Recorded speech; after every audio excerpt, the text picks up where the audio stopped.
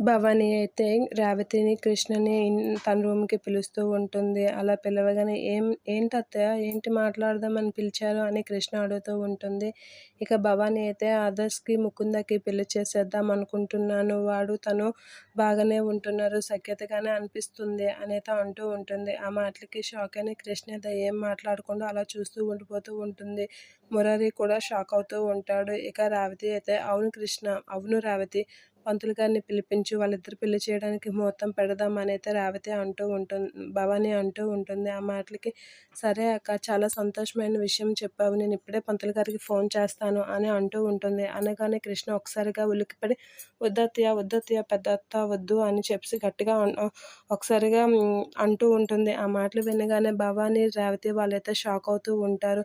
ఏంటి ఇది ఎలా అంటుంది అనైతే షాక్ అవుతూ ఉంటారు. ముకుంద ప్రెగ్నెంట్ అనే విషయం కృష్ణ వాళ్ళకి చెప్పకుండా భయపడుతూ ఉంటుంది. ఇక మురారి కూడా ఆ విషయం చెప్పకుండా భయపడుతూ ఉంటాడు. ఇక భవాని అయితే కృష్ణ దగ్గరికి వచ్చి ఏమైంది కృష్ణ? ఎందుకు నువ్వు ముకుందకును ఆదర్శ్‌కి పెళ్ళంటే అంత ఉలిక్కిపడ్డావు?